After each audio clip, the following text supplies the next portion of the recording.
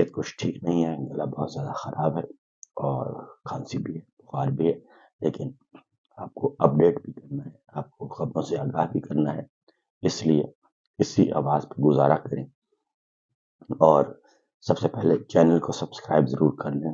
اور میرا چینل جو ہے، تمام چینل جو ہیں وہ فائر وال میں ہے اور بہت سختی سے جکڑا ہوا ہے تاکہ آپ تک آواز نہ پہنچ سکے، لیکن انشاءاللہ ہم آپ کو صحیح اور درست رپورٹنگ کرتے رہیں گے، حقائق سے آگاہ کرتے رہیں گے۔ اس لیے آپ چینل کو سبسکرائب کریں اور خود آپ تک نوٹیفیکیشن نہ بھی پہنچے آپ خود سرچ کر لیا کریں اور آپ ویڈیو تک پہنچ جایا کریں تاکہ اور پھر آگے شیئر بھی کریں۔ تو بہرحال اس وقت سچویشن یہ ہے کہ موجودہ رجیم جو ہے وہ مکمل طور پر بے نقاب ہو چکی ہے اور ان کی نااہلیاں، ناکامیاں اور ان کا جو ہر روز کھل کر سامنے آ رہی ہیں۔ کل اسلام آباد کا واقعہ ہوا، دہشت گردی کا، پوری کی پوری مسجد، پوری کا پورا امام باڑہ جو ہے انہوں نے اڑا کر رکھ دیا اور لاشوں کا ڈھیر تھا ہسپتالوں میں، زخمیوں کا زخمی ہی زخمی نظر آ رہے تھے۔ اسلام آباد کے تمام ہاسپٹل جو ہیں وہ زخمیوں سے بھرے پڑے تھے، تقریباً 170 سے زیادہ نمازی جو ہیں وہ کل صرف زخمی تھے اور ان میں سے بہت زیادہ شدید زخمی تھے۔ اور جو مریم صاحبہ کہتی تھی کہ ڈور کٹنے پہ، ڈور لگنے سے جو گلا کٹے تو وہ فوری طور پہ ایسے تمام شہری جو بسنت کی نظر ہو جائیں، جن کے گلے کٹ جائیں، فوری طور پہ ہیلپ لائن پر رابطہ کریں۔ ہم نے اسپیشلسٹ بلائے ہوئے ہیں، ڈاکٹرز جو کہ گلے کاٹنے کا علاج کرتے ہیں۔ تو کل جب ہاسپٹل میں کچھ شدید زخمی پہنچے جن کی ٹانگوں میں خون کی نالیاں جو کٹی ہوئی تھی، تو پمز میں، سرکاری ہسپتالوں میں کوئی ڈاکٹر نہیں تھا ایسا اسپیشلسٹ اور کوئی اٹینڈ کرنے والا نہیں تھا، تو پھر ان کو پرائیویٹ ہاسپٹلس میں لے جایا گیا، جبکہ جو شہید ہیں، شہداء کی تعداد ہے وہ بھی 35 سے زیادہ ہے جو آفیشلی بتائی گئی، جبکہ بہت سارے بیچارے اپنے پیاروں کو تلاش کرتے تھے۔ یہ سارے واقعے کو دوبارہ میں آپ کو کیوں رپورٹ کر رہا ہوں، اس لیے کہ اس دہشت گردی کے واقعے پہ کسی قسم کا کوئی الرٹ جاری نہیں ہوا، جھوٹا سچا الرٹ جاری ہوتا ہے وہ بھی نہیں ہوا کہ اس طرح کا واقعہ ہو سکتا ہے۔ ازبکستان کے صدر آپ کے اسلام آباد میں موجود اور شاہراہ یہ جو ہمارا ریڈ زون ہے اس سے چند کلومیٹر کے فاصلے پہ اتنا بڑا دھماکہ ہوا کہ لوگوں نے سمجھا کہ شاید کوئی کسی نے میزائل سے حملہ کر دیا، بیرونی حملہ ہو، اتنا شدید تھا یہ سارے کا سارا، اور کچھ شہریوں نے سمجھا کہ شاید بجلی، آسمانی بجلی گری ہے۔ اس قدر خوفناک یہ دھماکہ تھا اور کوئی اٹینڈ کرنے والا نہیں تھا۔ وہی آئی جی اسلام آباد جو مرید کے میں بہت زیادہ داد دے رہے تھے وکٹری کے نشان کے ساتھ، بڑا زبردست آپ نے قیام کیا ہے، وہ کل بھیگی بلی بنے ہوئے تھے۔ اور اس کی وجہ یہ ہے کہ ہماری جو اس رجیم کی ترجیحات ہیں، پرائورٹیز ہیں، وہ قومی سلامتی، دہشت گردی کا خاتمہ، امن و امان کی بحالی، معیشت کی بحالی، سیاسی استحکام ہے ہی نہیں، کیونکہ ان کی اگر ترجیحات ہوتی تو اب تک پاکستان امن و آشتی کا گہوارہ بن چکا ہوتا، کیونکہ اپوزیشن ہی کوئی نہیں ہے، میڈیا پہ تنقید کرنے والا بھی کوئی نہیں ہے، میڈیا کو بھی کنٹرول کر لیا گیا ہے، عدلیہ سو موٹو نہیں لے سکتی، عدلیہ بھی ان کے راستے میں رکاوٹ نہیں ہے۔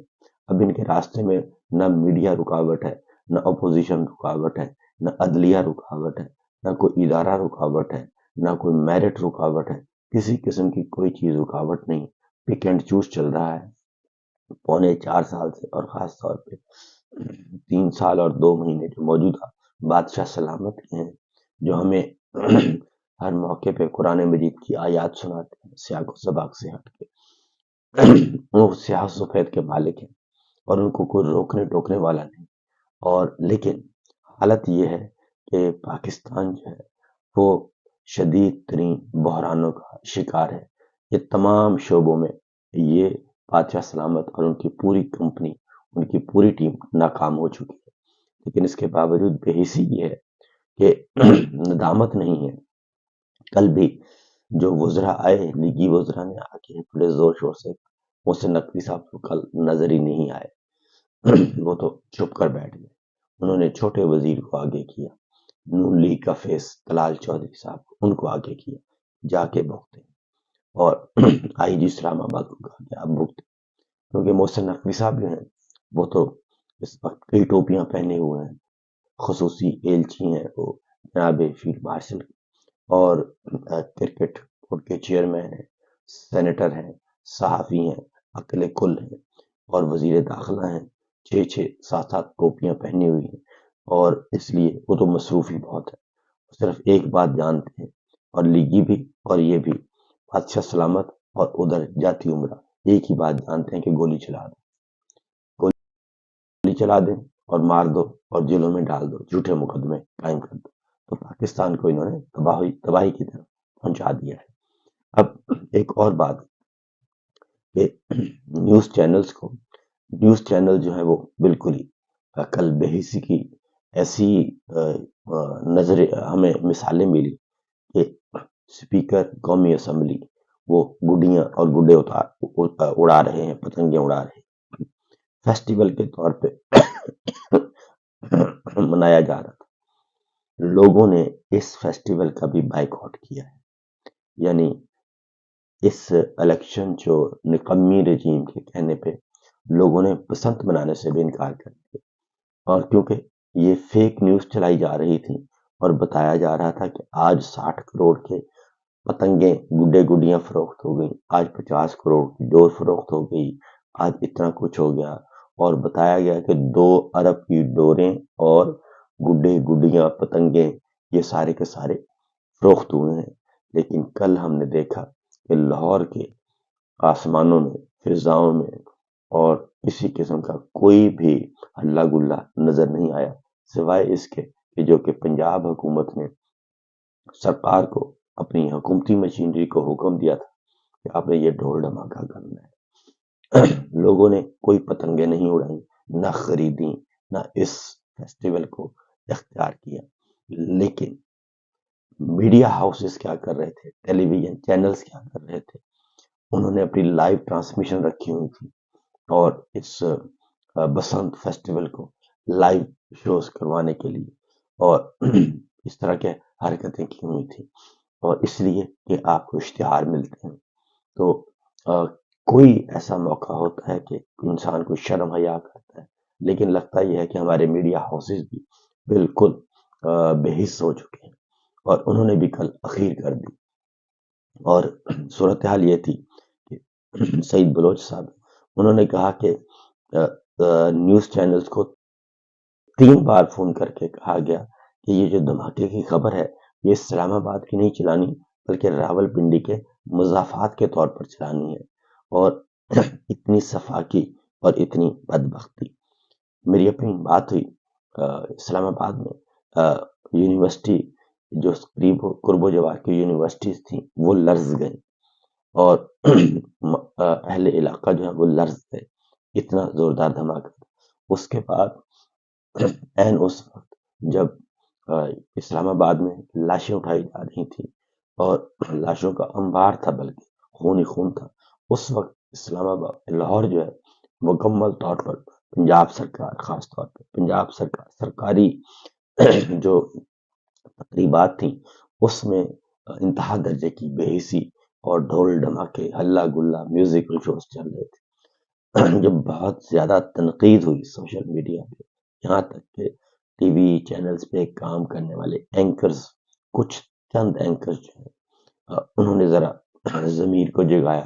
عارفہ نور صاحب نے پوچھا کہ یہ کیا ہو رہا ہے، کم از کم ان بیچاروں کو تو دکھا دو اور وہ تو رپورٹنگ کر دو، کیونکہ لوگ بے چین ہیں، پریشان ہیں اپنے پیاروں کی تلاش میں. تو تب جا کے ٹی وی نے ایک ہاتھ خبر دی، لیکن مکمل بلیک آؤٹ کیا گیا، کیونکہ حکم تھا کہ یہ خبر آپ نے نہیں دینی، تو کیا اس طرح کی خبر سے کوئی فرق پڑ سکتا ہے؟ میں آپ کو ایک مثال دیتا ہوں. کل میں نے گاڑی میں نے ایک جگہ سے دوسری جگہ جانا تھا، تو اوبر میں بیٹھا تھا. اب اوبر میں بیٹھا تو عادت ہے، کیونکہ جرنلسٹ ہوں، گپ شپ لگانے کی عادت ہے. تو میں نے ڈرائیور سے گپ شپ لگائی، تو وہ عراق کا ایک کرد نوجوان تھا. ہیلو ہائے ہوئی تو سیکورٹی کی صورتحال پہ بات ہوئی. تو کہتا ہے کہ آپ پاکستان سے ہیں. میں نے کہا. تو کہتے ہیں آج اسلام آباد میں بھی آپ کے بہت خوفناک دھماکہ ہوا ہے. تو میں سن رہا تھا نیوز. تو یہ ہے اویئرنیس. یہ جس چیز کو دباتے ہیں خبر رکتی نہیں ہے. وہ نوجوان کردش ہے، عراق کا ہے، گاڑی چلا رہا ہے، لیکن اس کو بھی پتا ہے برطانیہ میں کہ آج اسلام آباد میں اتنا بڑا دھماکہ ہوا ہے. تو اس لیے یہ پتہ نہیں کس چکر میں ہے اور کیوں یہ خبریں چھپاتے ہیں. یہ خبریں نہیں چھپاتے، اصل میں یہ اپنی نااہلیاں اور کوتاہیاں چھپاتے ہیں تاکہ لوگوں کو پتہ نہ چل سکے کہ ہم کتنے نااہل نکمے ہیں اور ہو کیا رہا ہے. اب ذرا آتے ہیں جو ہو رہا ہے. ہو یہ رہا ہے کہ کل بھی، یعنی آپ کوئی اتنا بھی ان کو نہیں ہے، آپ کلمہ گو ہیں سارے کے سارے. آپ کہتے ہیں کہ قرآن مجید آپ کے سینے میں ہے، آپ کہتے ہیں کہ آپ تہجد گزار ہیں، آپ کہتے ہیں کہ آپ نے طواف بہت کیے ہوئے ہیں، آپ کہتے ہیں کہ آپ 5 وقت کے نمازی نہیں بلکہ آپ تہجد کے ساتھ اشراق کی نماز بھی پڑھتے ہیں. آپ کہتے ہیں کہ آپ جو بھی کام کرتے ہیں تو پہلے مصلی پہ بیٹھ جاتے ہیں. میں یہ سمجھتا ہوں، میں پوچھتا ہوں کہ یہ کون سا آپ یہ کس کون سا دماغ میں کون سا بغض، انتقام، حسد جو ہے وہ بھرا ہوا ہے. یہ کون سا جذبہ ہے جو آپ کے دماغ میں گھسا ہے کہ آپ کو ذرا شرم نہیں ہے، ذرا احساس نہیں ہے کہ پاکستان اس وقت کہاں پہنچ چکا ہے.